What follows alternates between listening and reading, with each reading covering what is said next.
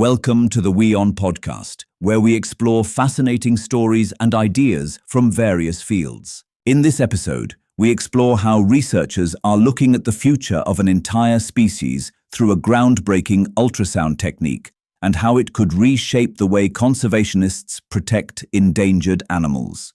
And at the center of this breakthrough is a scientist who has spent years fighting for a species on the edge. Kristen Aquilino, a scientist at the University of California, Davis, knows that expectations are just disappointments in disguise. Over the past decade, she has led the school's white abalone captive breeding program, which aims to bring the marine mollusk back from the brink of extinction. She and her colleagues drove snails kept in captivity at Davis down the California coast to Cabrillo Marine Aquarium in Los Angeles. Others were dropped off at labs and aquariums around Southern California. All told, this was the largest spawning attempt of white abalone to date. But when she tried to get them in the mood with what she calls a love potion, a mix of seawater with hydrogen peroxide, the snails languished in their tanks, occasionally emitting bubbles, but no eggs or sperm. After fishermen depleted 99% of white abalone from the wild in the 1970s, the sea snails are hanging on by a slimy thread. Despite the urgency of breeding these and other endangered aquatic snails to reintroduce to the wild, propagating more of them in a lab is still a guessing game, Aquilino says. If we can use this method, it could make a really big difference, and we might be able to strategically target animals to induce to spawn, said David Whiting, a fisheries biologist at the National Oceanic Atmospheric Administration who specializes in abalone recovery and was not involved in the study. We'll take any edge we can get. Getting animals to spawn is really the pinch point for the whole process of recovering them. 7 species of abalone sea snails with colorful domed shells have historically called the west coast of North America home. The animals help the ecosystems they live in by maintaining kelp forests, feeding marine mammals, and improving the health of reefs. But over much of the 20th century, divers and fishermen depleted several species of abalone. Aside from the white abalone, black abalone succumbed to a disease called withering syndrome, and pinto abalone in the northern Pacific suffered from overharvesting and habitat degradation.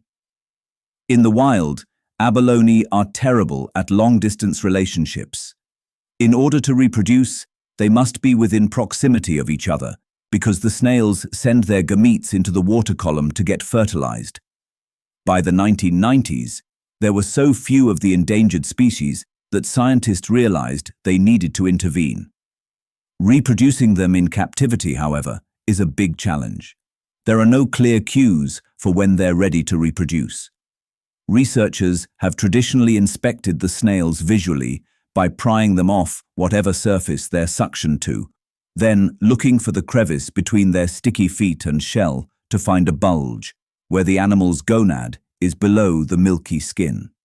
Depending on how large the gonad is, the scientists give the animal a score. Plump protrusions outrank smaller ones. The gonad surrounds their stomachs, so if the snail just had a huge meal, the score can be misleading. Researchers could also take a more accurate tissue sample, but it would kill the snail.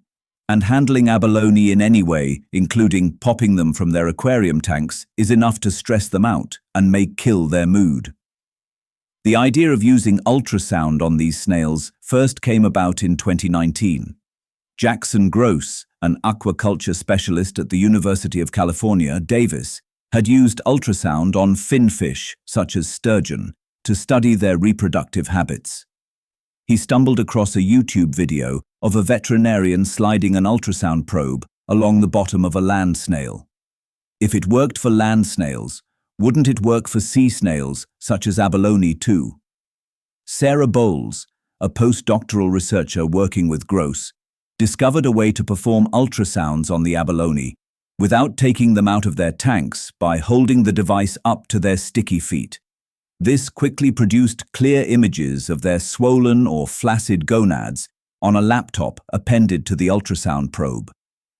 In the new study, Bowles and her colleagues examined more than 200 abalone and scored the thickness of their gonads on a scale of 1 to 5 to determine which are likely to spawn. With the ultrasound images, the gonad comes into focus. The stomach appears as a dark, cone-shaped item, and the slightly lighter gonad surrounds it. Thanks for tuning into this incredible story. If this episode resonated with you, don't forget to hit the like and subscribe button for more captivating stories to come. Stay tuned.